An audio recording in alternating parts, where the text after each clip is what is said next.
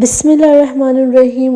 آج میں بات کروں گی ایک بہت ہی خوبصورت ذکر جو ہمیں ہر کام کرنے سے پہلے پڑھنا چاہیے، جو ہے بسم اللہ الرحمن الرحیم، یعنی شروع اللہ کے نام سے جو نہایت مہربان ہے۔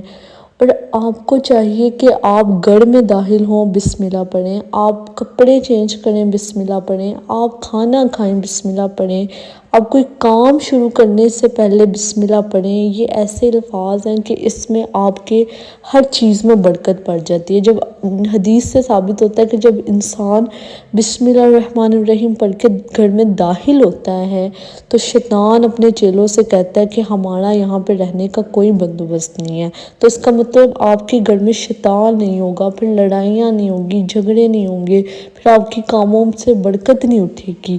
تو آپ کو چاہیے کہ آپ اپنی زندگی میں اس چیز کو شامل کریں۔ اس کے علاوہ جب آپ کھانا کھانے سے پہلے بسم اللہ پڑھتے ہیں تو شیطان آپ کے ساتھ بیٹھ کے نہیں کھاتا، آپ کے کھانے میں برکت پڑ جاتی ہے۔ آپ تھوڑا کھائیں گے اور اس سے ہی آپ کا پیٹ بھر جائے گا، اتنی کھانے میں برکت پڑ جاتی ہے۔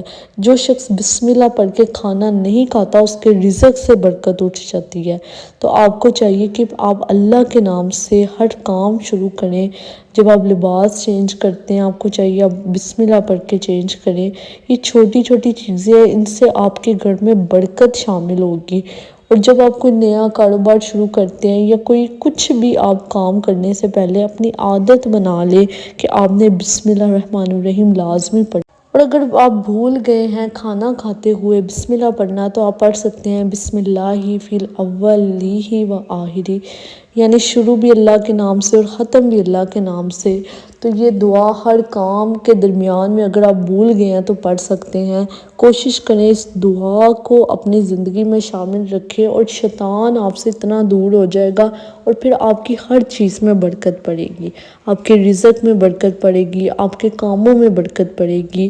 یہ دعا بہت ہی ضروری اور ہم اس کو بہت ہی معمولی سمجھ لیتے ہیں۔ اگر ہم بھول جاتے ہیں پڑھنا تو ہم بہت ہی معمولی بات سمجھ لیتے ہیں، یہ معمولی بات نہیں ہے، اس سے آپ کی روزمرہ کی زندگی میں بہت فرق پڑے گا۔